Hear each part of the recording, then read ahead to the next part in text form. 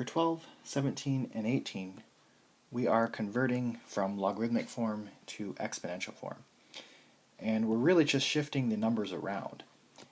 So this is going to be 3 raised to the x is equal to 5. And that'll be our answer.